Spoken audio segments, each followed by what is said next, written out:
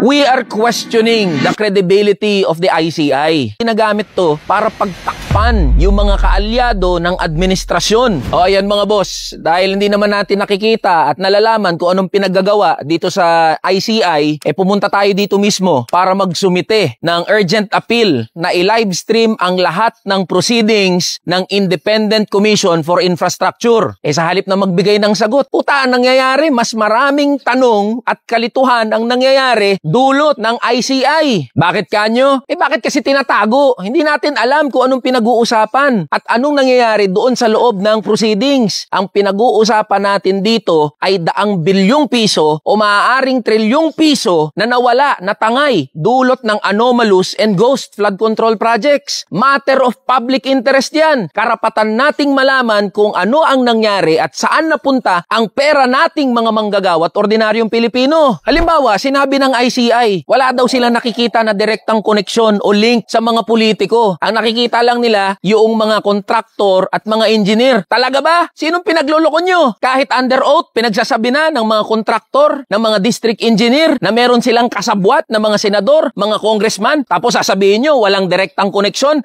Under oath yan ha. Si Zaldico na congressman, kontraktor at approacher, hindi nyo mailink? Siya nga yung may-ari ng mga kumpanya na nasangkot dito sa anomalous and ghost flood control project. Talaga ba na hindi nyo malaman yung koneksyon ni Zaldico dito sa mga anomalous and ghost flood control project, ICI? Ini-expect nyo na paniniwalaan kayo ng mga manggagawa at ordinaryong Pilipino? Naglolokohan na lang tayo dito Harap-harapan yung ginagago, yung mga manggagawa at ordinaryong Pilipino. Yung mga diskaya, sabi, hindi na daw sila magpa-participate dito sa ICI. Ano nangyari? Ano ba kasi yung mga tanong na tinanong sa kanila? Ano yung mga pinag-usapan? Ano yun? Safe na sila? Sipat na sila mula dito sa anomalya na to? We are questioning the credibility of the ICI. Hindi natin maiiwasan at di natin masisisi na isipin ng mga tao, at kahit ako nga yan ang iniisip ko na walang silbi itong Independent Commission for Infrastructure. Ginagamit at parang ginagamit to para pagtakpan yung mga kaalyado ng administrasyon. Dapat walang pagtakpan. Lahat ng sangkot dapat panagutin. At kung kailangang ikulong, kahit pa kaalyado ninyo, kakampi ninyo,